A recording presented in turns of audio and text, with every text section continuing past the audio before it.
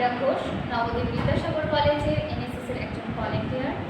আগত সকল দর্শনার্থী এবং আমাদের শ্রদ্ধেয় এনএসএসের অফিসার এবং আমার প্রিয় এনএসএসের ভলেন্টিয়ার সম্বন্ধে আমার ভালোবাসা জানিয়ে আমি আমার আজকের বক্তব্য শুরু করছি। আজকে আমার আলোচ্য বিষয় হলো ডক্টর বি.আর. আম্বেদকর কীভাবে ভারতের মতো একটি দেশে সংবিধান রচনা করলেন। ভারত, যা বহু জাতি, বহু ভাষা ও বহু ধর্মে বিভক্ত একটি দেশ, তা এমন এক ঐতিহাসিক সন্ধিক্ষণে এসে পৌঁছেছিল যেখানে প্রয়োজন ছিল এমন একটি নীতি নির্ধারক দলিলের যা সকল বৈচিত্র্যকে একসূত্রে বাঁধবে, সমাজে ন্যায় ও সমতার ভিত্তি গড়ে তুলবে এবং ভবিষ্যৎ প্রজন্মের জন্য একটি স্থায়ী নির্দেশনা দেবে। এই প্রেক্ষাপটে ভারতের সংবিধান শুধুমাত্র একটি আইনি নথি নয়, এটি আমাদের গণতন্ত্রের প্রাণ, আমাদের মূল্যবোধের রূপকথা এবং আমাদের জাতীয় আত্মপরিচয়ের ভিত্তি। আর এই মহান সংবিধান রচনার পেছনে যার অসামান্য মেধা, সাহসিকতা এবং মানবিক বোধ আছে, তিনি হলেন ভারতরত্ন ডক্টর ভীমরাও রামজি আম্বেদকর। আম্বেদকরের জীবনের অভিজ্ঞতা তাকে জাতিভেদ, বৈষম্য ও সামাজিক বঞ্চনার বাস্তবতা বুঝতে সাহায্য করেছিল। ছোটবেলা থেকে তিনি অস্পৃশ্য বলে চিহ্নিত একটি সমাজে বড় হওয়ায় তিনি নানান লাঞ্ছনার শিকার হন, কিন্তু সেই অভিজ্ঞতা তাকে কিন্তু মোটেও দুর্বল করে দেয়নি, বরং তাকে একটি সমতা ভিত্তিক স্বপ্ন দেখার শক্তি দিয়েছে। তিনি বিশ্বাস করতেন কেবলমাত্র রাজনৈতিক স্বাধীনতা তখনই অর্থবহ হবে যখন সমাজের প্রতিটা মানুষ সামাজিক ও অর্থনৈতিকভাবে সমান হবে। তার এই ভাবনাগুলোকে তিনি সংবিধানের রূপ দেন।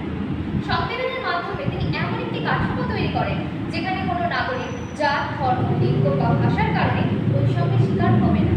তিনি আইনের চোখে সকলের সমানের কথা বলেন। সংবিধানের 14 নম্বর ধারাতে বলা রয়েছে, আইনের চোখে আমরা সবাই সমান। এর সাথে যুক্ত 15 নম্বর ধারার মাধ্যমে জাত, ধর্ম, লিঙ্গ, বর্ণ ও জন্মস্থানের ভিত্তিতে বৈষম্যকে নিষিদ্ধ করা হয়েছে। আম্বেদকরের একটি গুরুত্বপূর্ণ দৃষ্টিভঙ্গি ছিল সংরক্ষণ নীতি। তিনি জানতেন যারা শতাব্দীর পর শতাব্দী ধরে পিছিয়ে রয়েছে তাদেরকে এগিয়ে আনার জন্য শুধুমাত্র সুযোগ হলেই চলবে না, বরং চাই বিশেষ সুযোগ। তাই তিনি তফসিলি জাতি, উপজাতি এবং অন্যান্য অনগ্রসর জাতির জন্য সংরক্ষণের কথা বলেন, চাকরি, শিক্ষা, স্বাস্থ্য ও রাজনীতির ক্ষেত্রে। এই ব্যবস্থা সংবিধানের 15(4), 16(4) এবং 46 নম্বর ধারাতে বর্ণিত হয়েছে। তার আরেকটি গভীর বিশ্বাস ছিল রুল অফ ল, অর্থাৎ আইনের শাসন। তিনি চাননি কোনো ব্যক্তি বা গোষ্ঠী সংবিধানের ঊর্ধ্বে উঠতে পারে। তাই তিনি এমন ব্যবস্থা করেন যাতে সংবিধানই চূড়ান্ত পদ্ধতি হবে।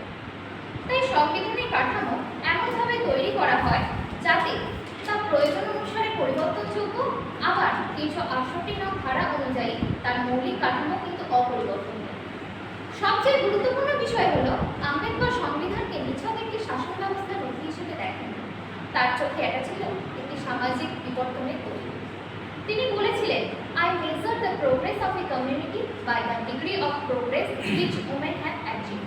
এই ভাবনা থেকে সংবিধানে নারী পুরুষ সমতার নিশ্চয়তা রাখা হয়। ডক্টর আম্বেদকর সংবিধান রচনার মধ্যে দিয়ে শুধু একটি রাষ্ট্র পরিচালনার পদ্ধতি দেননি, বরং তিনি চেয়েছিলেন এমন এক ভারত যেখানে সমতা, স্বাধীনতা, ভ্রাতৃত্ব এবং ন্যায় কেবল শব্দ নয়, বরং বাস্তবতার রূপ নেয়। সবশেষে আমরা সংবিধানের প্রস্তাবনার উল্লেখ দিয়ে বলতে পারি, We, the people of India, having solemnly resolved to constitute India into a sovereign, socialist, secular, democratic republic and to secure to all its citizens